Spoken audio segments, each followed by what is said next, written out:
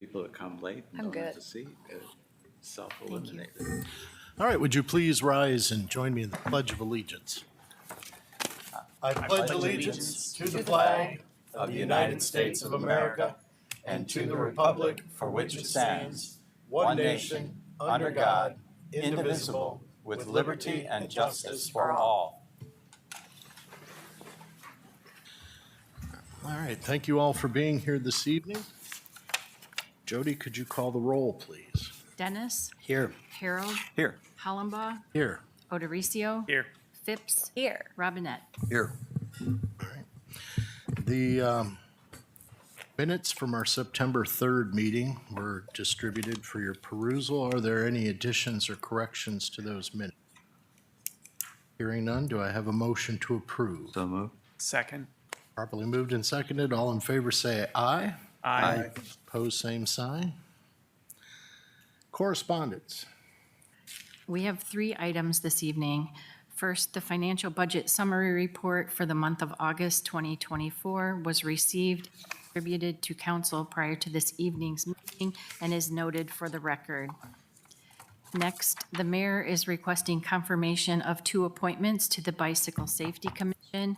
The appointments are for Benjamin Newlove to serve through May 31st, 2025, and Nancy Spencer to serve through May 31st, 2027. These appointments are effective immediately. Mr. President, Mr. Harold. I move that we approve the 2 members of the Bicycle Safety Commission. Second. Properly moved and seconded. All in favor say aye. Aye. Opposed, same sign. Welcome aboard. And finally, correspondence was received from the Historic Preservation Commission recommending the designation of North Maple Street as a local historic district as required by Section 158.06 of the codified ordinances. City Council should now refer the designation and historic overlay zone to the Planning Commission. Mr. President, Ms. Phipps. I move that we refer this recommendation and historic overlay zone recommendation to the Planning Commission as requested. Second. Properly moved and seconded. All in favor say aye. Aye. Opposed, same sign. Okay, thank you. Anything else? No, that's everything. That brings us to lobby visitations. Do we have people signed up for lobby visitation this evening? We do. First, we have Jim Evans. Jim, not that you are unaware of this, but your name and address for the record, please.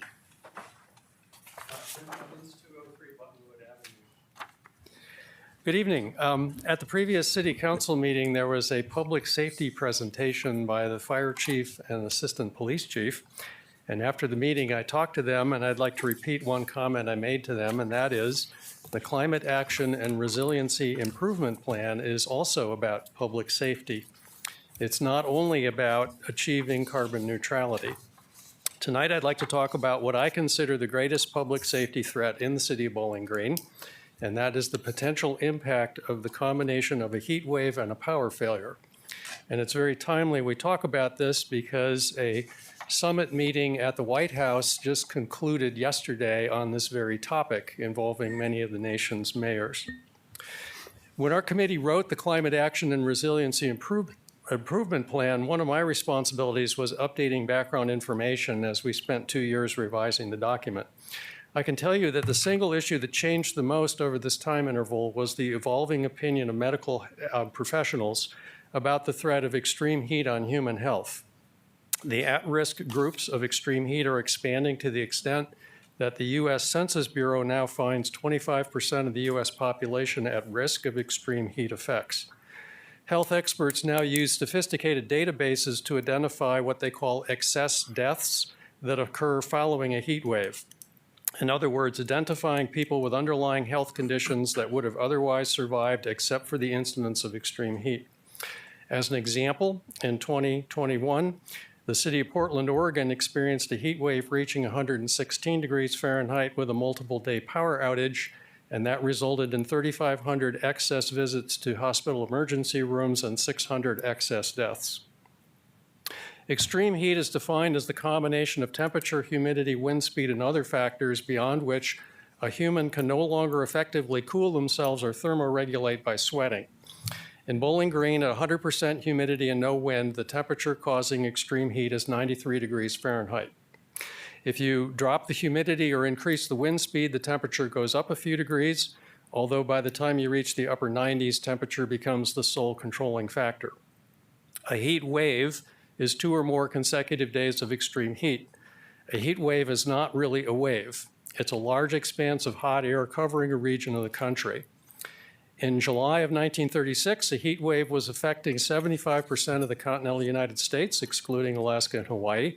And during that time, Bowling Green had 8 consecutive days above 103 degrees Fahrenheit, reaching 115 on several of those days. This is the kind of event that can and will recur in the future.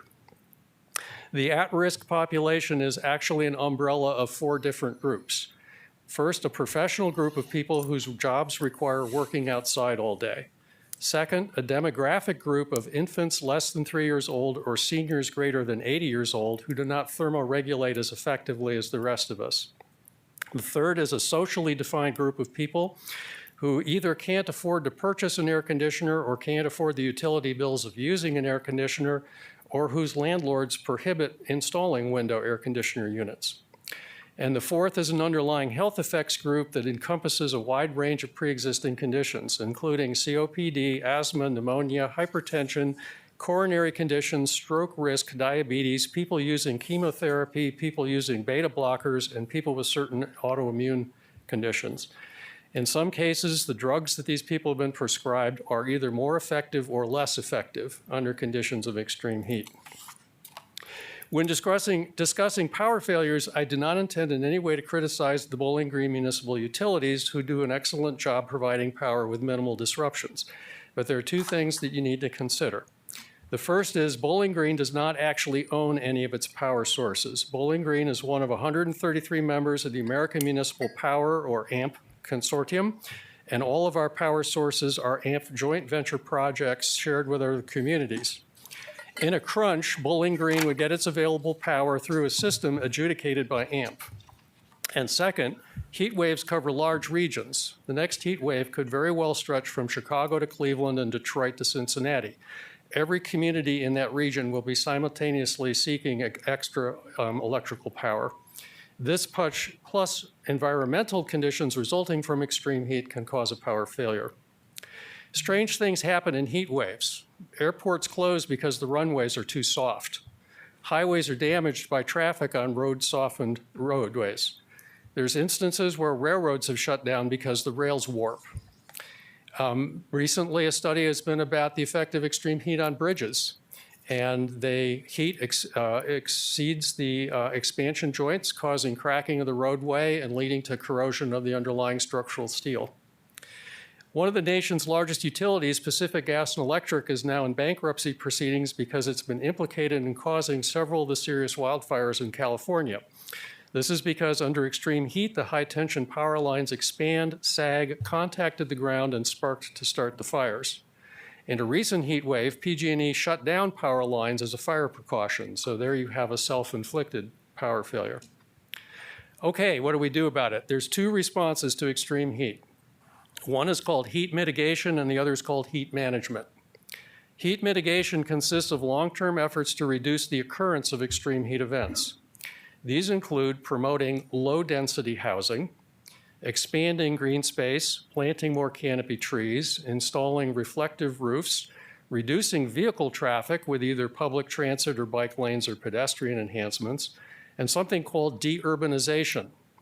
Deurbanization is removing unused or underused asphalt parking lots or former business properties with black roofs. The idea is to counter what's called the urban heat island effect, where black surfaces absorb and re-radiate heat. Studies have shown that urban heat island effects can raise local temperatures as much as 15 to 20 degrees Fahrenheit in large cities. As a local example, The Climate Action and Resiliency Improvement Plan document suggested the city buy large portions of the abandoned parking lot surrounding the Woodland Mall, plow up the pavement, and plant canopy trees. Heat management, on the other hand, consists of short-term responses to an extreme heat emergency. Some communities purchase and distribute air conditioners to low-income families.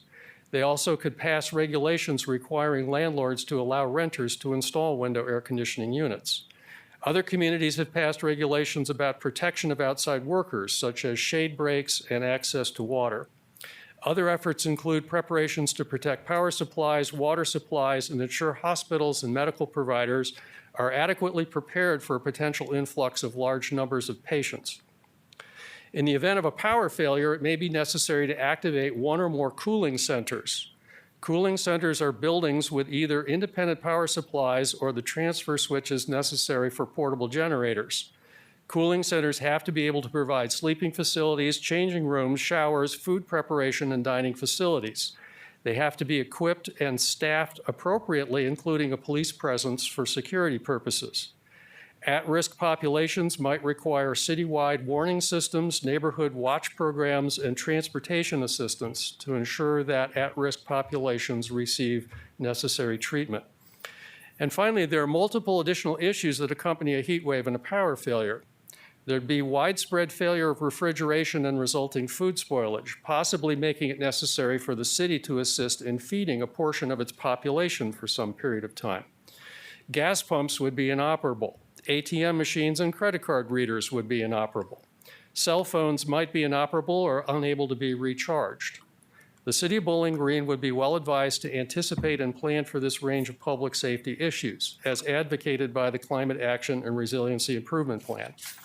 I might add to that this White House summit said that its purpose is planning for year 2025.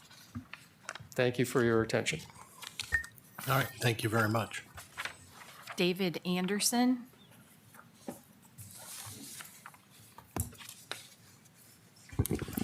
Hello, David Anderson, 610 Knollwood Drive here in Bowling Green. I'm here to just talk for my support of the Bowling Green Country Club. As a member of Findlay Country Club and have been partaking in a Thursday night golf league here in town, I've made a lot of friends on that golf course, and having the aesthetics of that beautiful golf course right in the middle of town is something special for Bowling Green. Came here in 1992. I never left. Made this my home. Graduated in 97 from BG. And so having that course close by to be able to play has been something near and dear to my heart. Attended a lot of Rotary meetings there. And have just looked at the social calendar today, and there's constantly something going on at that golf course every day. And I think that's just great for the city of Bowling Green. So thank you. All right, thank you very much. Tim Harris. I'm back again. Tim Harris, 1236 Alexandria Boulevard. I spoke a few weeks ago on the support of the lease renewal with the Bowling Green Country Club, and I meant to have another document. Tonight I have a letter from Paul Thayer, who owns Stone Ridge Golf Course, in support of the lease renewal too. And I think if you have Paul Thayer, who will be our competition, supporting our country club, it just says that we do need both courses in town. Thank you for your time. I'll give this letter to Jody, and she can read it to you if she wants, or pass it around. All right, Thank you. Thank you. Thanks, Tim. Want me to read it? You can just distribute it to us.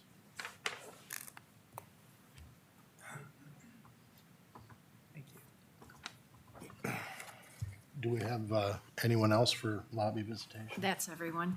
Okay. That brings us to the introduction of new legislation. Mr. President, Mr. Robinette.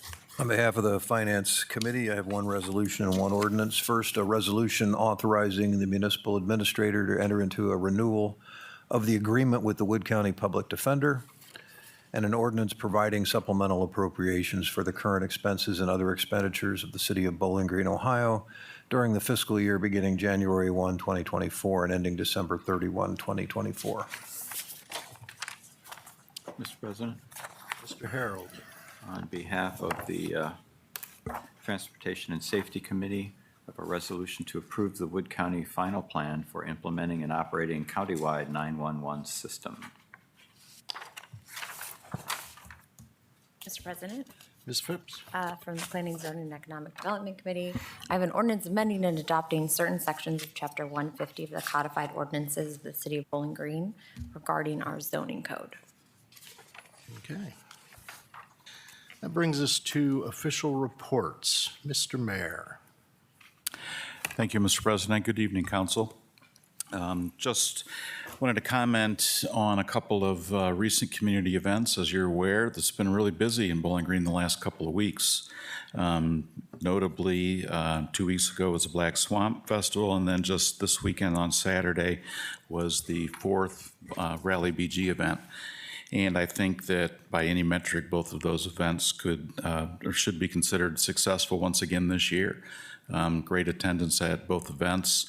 The Rally BG event was particularly impressive to me when standing on that stage at the pep rally later in the day and seeing the number of young people wearing orange. It was really impressive and made me feel as though we're hitting our mark or meeting our goal with one portion of the motivation behind that event. We have been successful in attracting these young people from various places around the state and the country into our downtown area and helping them understand that there's quite a bit available west of campus.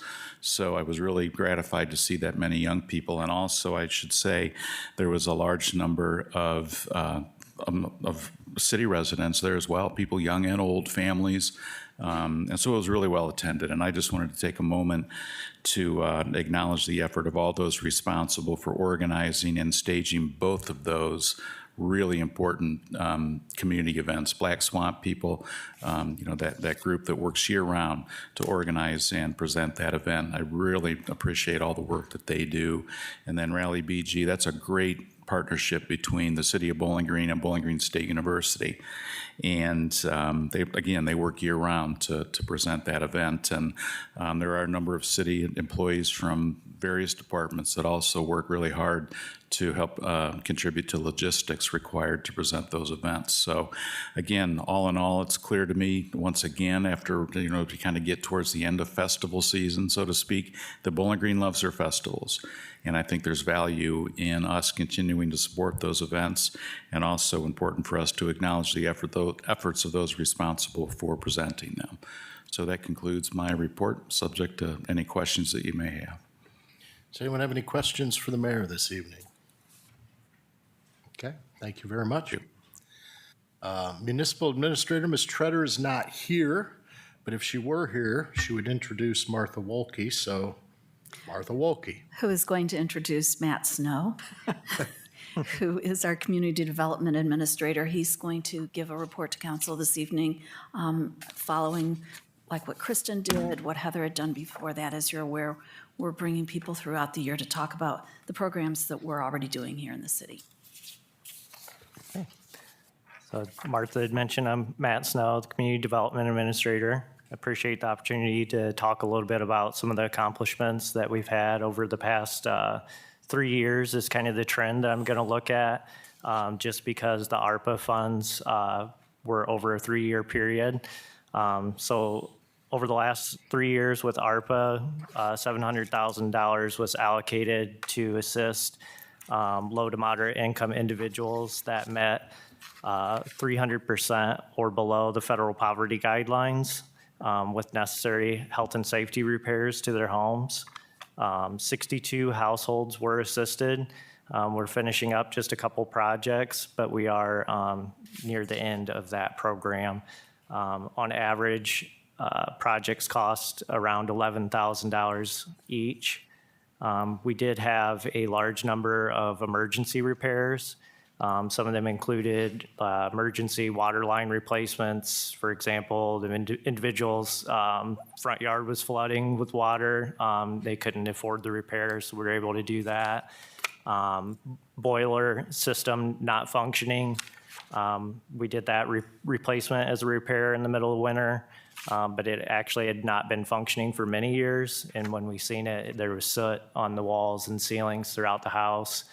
Some other repairs would have been roofs primarily at 40% of the repairs, a lot of heating, venting, and air conditioning, windows, doors, siding, painting, plumbing and electrical, and accessibility repairs through the ARPA home repair program.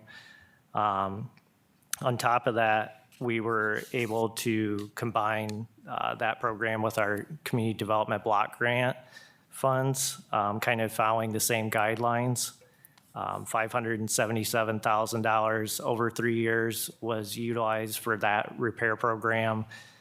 Individuals did have to meet 80% of the area median income, which is a little bit stricter guidelines. So there was an advantage to the ARPA program because a lot of people were eligible that wouldn't have otherwise been eligible. But through the CDBG program, we were able to assist 69 households with an average repair cost of $8,000. Similar type of repairs, but with 40% of the repairs being heating, venting, and air conditioning, accessibility, windows and doors, gutters, plumbing, electrical, and siding. As you're aware, we also have a partnership with the county CHIP program, which is the Community Housing Impact and Preservation Program. Through that partnership, we're able to assist 4 households currently. Average repair costs through that program was $70,000 per project. That is to bring the entire household up to code. That could address anything, including environmental issues such as lead-based paint. On top of that money, we were able to acquire some lead-safe funds. So in the packet that I shared with council, there's an additional property that's receiving assistance for lead repairs, which could equate up to $15,000 to $20,000. It's currently out for bid. Some of the other programs that we oversee in Community Development Department, we oversee the Bowling Green Housing Agency's contract with the city. Over the last 3 years, there was $1,329,000 for the rental assistance program through the Section 8 Housing Choice Voucher Program. $470 average monthly assistance per household, and 87 monthly number of households were assisted. It does currently have a waiting list that is expected to open in the next 6 months. On top of that, we also have a transitional housing for the homeless program. Over the last 3 years, we've contributed $18,000 for that program, assisting 120 individuals, with many of them being families. Economic development-wise, we do administer a business revolving loan fund program. Over the last 3 years, we've allocated $803,000 for that program to create jobs and stimulate economic activity. And it's expected to create 21 jobs within 3 years. A big program that we also administer is the BG Transit.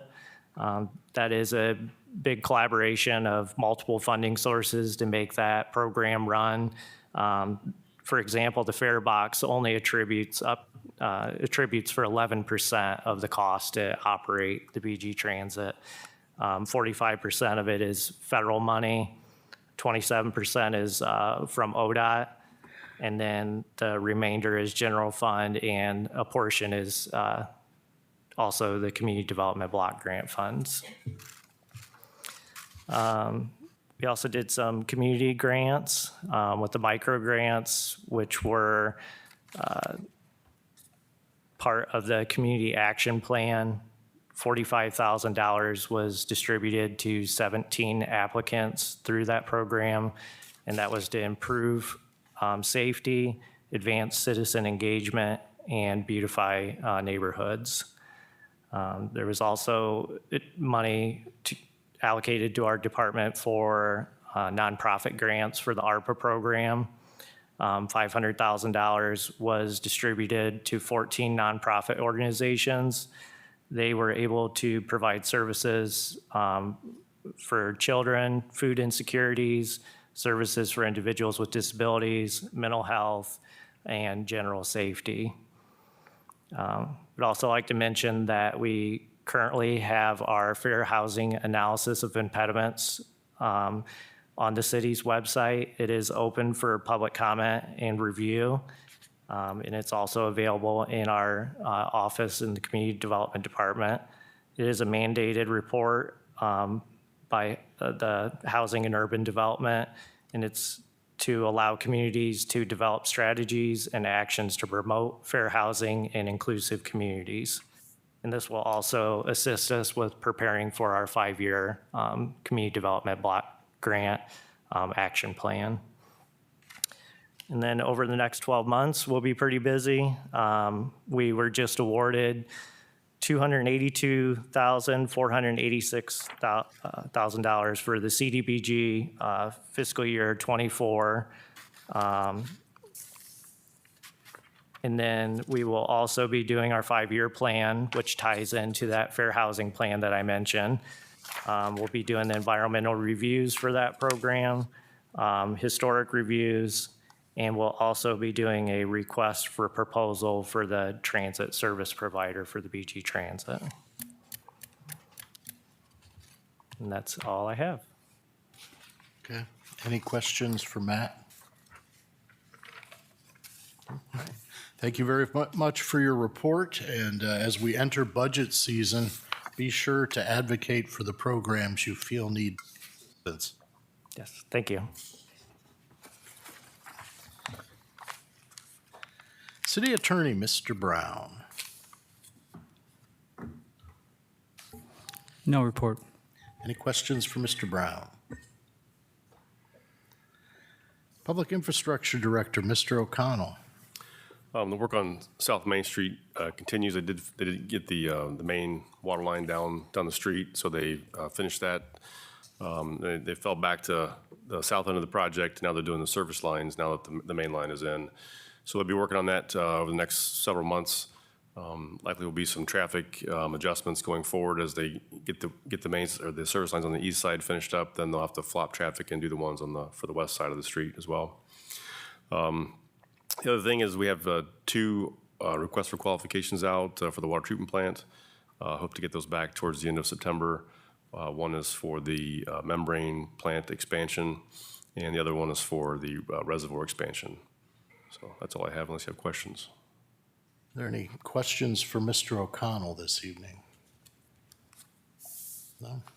I've noticed that people don't like the streets being torn up, but the alternative is that the streets fall apart. So I think it's something we can live with. Yeah, it's going to be great when we're done. Yep. Great when we're done. That brings us to council committee reports. Mr. President, Mr. Harold. the Transportation and Safety Committee met prior to this meeting to continue talking about what to do about wildlife. And the committee came to a consensus on 3 points. 1, greater emphasis on code enforcement, specifically to this, but in general. Give existing procedures a chance to work, and revisit the third prong of the legal and education and perhaps in, mitigation in the future after we've given these other 2 prongs a chance to work. All right, are there any other council committee reports? Hearing none, brings us to the reading of legislation. Jody? Legislation for first reading. Resolution number 3869 for first reading. Resolution authorizing the municipal administrator to enter into a renewal of the agreement with the Wood County Public Defender. Resolution number 3870 for first reading. Resolution to approve the Wood County final plan for implementing and operating countywide 911 system. Ordinance number 9224 for first reading. Ordinance providing supplemental appropriations for the current expenses and other expenditures of the City of Bowling Green, Ohio during the fiscal year beginning January 1, 2024 and ending December 31, 2024. Mr. President, Mr. Robinette. I move to suspend the rules and give ordinance 9224 its second and third readings. Second. Properly moved and seconded. Jody? Harold, Yes. Hollenbaugh, Yes. Odericio, Yes. Phipps, Yes. Robinette, Yes. Dennis. Yes. All right, the rules are suspended for ordinance 9224. Ordinance number 9224 for second and third readings. Ordinance providing supplemental appropriations for the current expenses and other expenditures of the City of Bowling Green, Ohio during the fiscal year beginning January 1, 2024 and ending December 31, 2024. Mr. President, Mr. Robinette. I move to adopt ordinance 9224. Second. Properly moved and seconded. Is there any discussion? Hearing none. Jody? Hollenbaugh, Yes. Odericio, Yes. Phipps, Yes. Robinette, Yes. Dennis, Yes. Harold. Yes.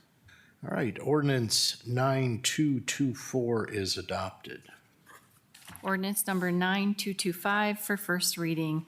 Ordinance amending and adopting certain sections of Chapter 150 of the codified ordinances of the City of Bowling Green, Ohio regarding zoning code. Legislation for second reading. Resolution number 3867 for second reading.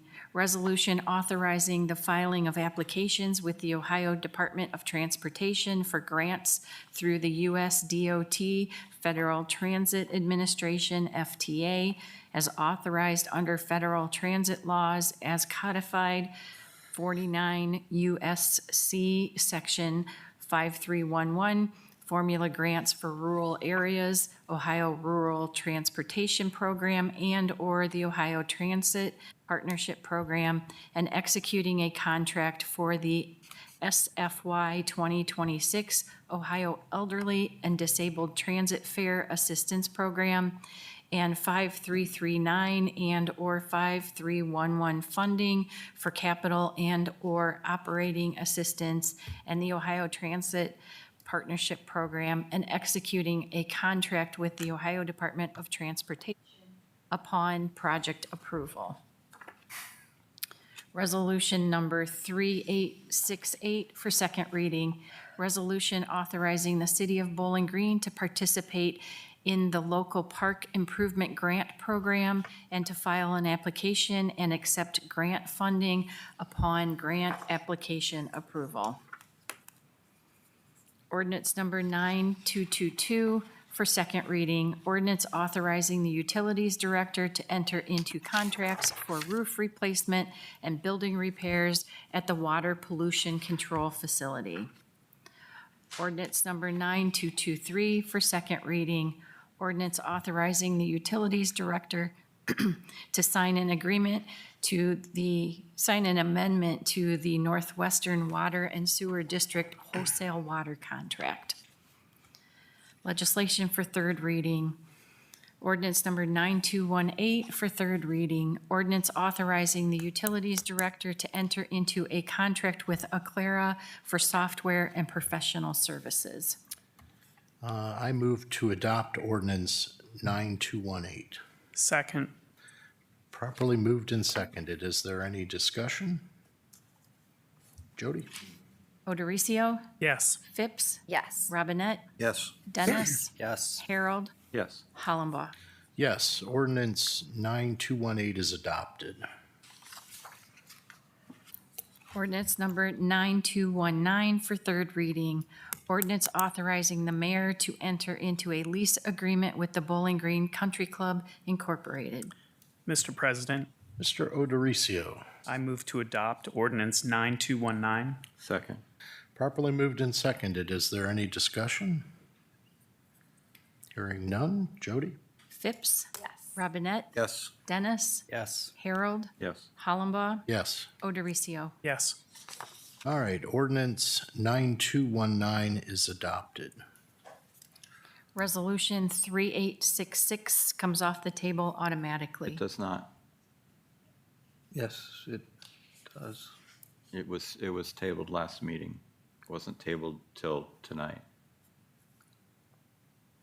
It automatically comes off at the next meeting. That's inherent in the definition. Mr. President, Mr. Robinette. because on September 5th, this council did receive a copy of Schedule A, which is the summary of amounts required from general property tax approved by Budget Commission and county auditors' estimated tax rates, and we've had sufficient time to review that. I now move to adopt Resolution 3866. Second. Okay, properly moved and seconded. Is there any discussion? Jody? Robinette, Yes. Dennis, Yes. Harold, Yes. Hollenbaugh, Yes. Odoricio, Yes. Phipps. Yes. Okay, Resolution 3866 is adopted. Have any other business to come before council this evening? Hearing none, do I have a motion to adjourn? So moved. Second. Properly moved and seconded. All in favor say aye. Aye. Opposed, same sign. We are adjourned.